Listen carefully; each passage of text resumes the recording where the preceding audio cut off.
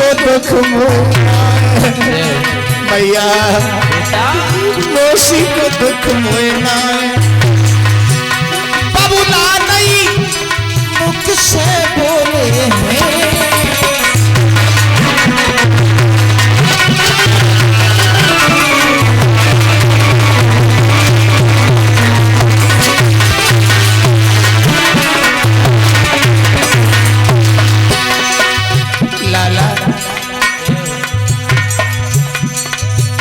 मैया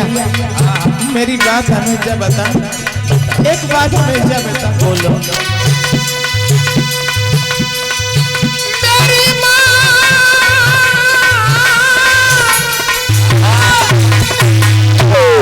धीरज लला को नेक बनाए दे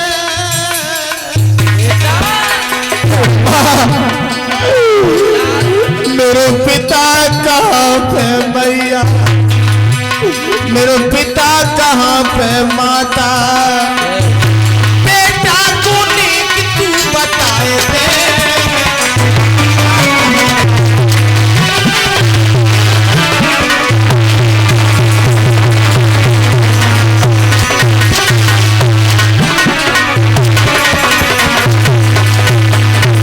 मेरे महाराज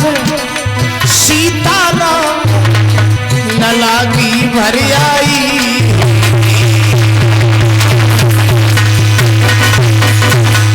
आज ध्रुव ने कहा हमें तू ये बता कि हमारा पिता है तो है कहाँ अगर मेरा पिता होता दोबारा मुझे गोदी में उठा लेता महाराज उसी समय मैया के मुखारविंद से एक शब्द निकल गया ध्रुव तू नकली पिता की गोदी में काहे को बैठने को चला गया अगर कोई पिता की गोदी में बैठना है तो असली पिता की गोदी में बैठ जा माँ इसका मतलब ये है कि हमारा पिता कोई और है मैया बोली वो तेरा ही पिता नहीं है वो तो सारे संसार का पिता है माँ उस पिता के लिए हमें क्या करना पड़ेगा ध्रुव तुम्हें उस पिता के लिए वन में जाके भजन करना पड़ेगा तपस्या करनी पड़ेगी आवाज लगाई ध्रुव ने मैया मेरी बड़ी इच्छा हो रही है जो मैं पिता की गोदी में बैठ जाता मुझे आशीर्वाद दे दे परीक्षित जी ध्रुव ने मैया के चरणों को पकड़ लिया ध्रुव रोने लगे माँ जब तक तू आशीर्वाद नहीं देगी तब तक मैं तेरे चरणों को नहीं छोड़ूंगा माताओं मैया सुनी थी रोने लगी ध्रुव अभी तेरी बाल्यावस्था है कोई शेर भगर्रा तुम्हें खा जाएगा ध्रुव बोले जेऊ बड़ो सौभाग्य जो शरीर का के हित में चलो जाए हाथी के दांत के खिलौना बने भांत भांत बकरा की खाल देखो ढोलक मरे आई बाघ की खाल को बांधत सिपाही लोग गेड़ा की खाल मात ढाल में लगाई गेड़ा की खाल मात ढाल में लगाई और हिरन की खाल संतन के मन भाई हिरन की खाल संतन के मन भाई पर जब मनुष्य की खाल काऊ के काम में नहीं आई परीक्षित फिर भी इंसान मारा जा रहा है कि हमारे समान इस दुनिया में कोई नहीं है ध्रुव ने मैया के चरणों को परीक्षित जी नहीं छोड़ा मजबूर हो गई माँ हाथ रख दिए सर के ऊपर पुत्र मैं प्रसन्न हूं तुम जाओ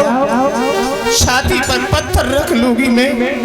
तुझे पिता की गोदी अवश्य प्राप्त होगी परम पिता के दर्शन तुम्हें अवश्य होंगे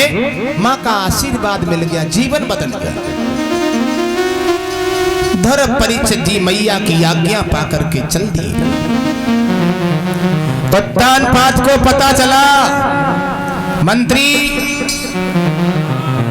हमने सुना है कि हमारा पुत्र ध्रुव वन को जा रहा है महाराज उसे वापस कर लो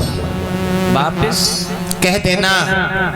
आज से शुद्ध गेहूं की आटे की रोटी तुम्हारी मैया को तुम्हें एक सुंदर महल दिया जाएगा ठीक है महाराज जा रहे भैया ध्रुव वापस लौट चलो घरे, महाराज का आदेश है, शुद्ध गेहूं की रोटी मिलेगी, घी भी मिलेगा, साथ में बढ़िया सब्जी मिलेगी, चुपर के खा, मठा के आलू मिलेगा। क्या विचार है आपके? तो निकल ले, बस मिल जाते। ध्रुव कहने लगे नहीं चाहिए पिता की जागीर। ध्रुव ने एक बात सोची कि जब पिता को नाम लेवे के लिए निकल ना पाए, तो महल और सुंदर रोटी और ये सब कुछ मिलने लगा तो पिता की गोदी में कितना आनंद होगा, मैं नहीं लौटूंगा रे। अच्छा, उत्तान पाद को पता चला, ध्रुव नहीं वापस हुआ, फिर वापस कर दिया लोगों को, जाओ कह देना मेरे पुत्र से आज से आदि राज्य का मालिक मेरा ध्रुव होगा। दे दे। परीक्षित जी ध्रुव ने फिर मना कर दिया। उत्तान पाद बोले पूरे राज्य का मालिक मेरा बेटा ध्रुव। ध्रुव ने कहा पूरा राज्य मिल गया तो भगवान की गोदी में कितना आनंद होगा, नहीं लौटूंगा। परीक्षित जी ऐसे ही जिन जिन भक्तों ने माया का त्याग किया है उन्हीं को भगवान मिले। नरसी के भैया विक्रम ने नरसी को ठुकरा दिया था, नरसी की सारी दौलत ले ली थी, माया का त्याग कर दिया, भगवान ने भात भरवाया।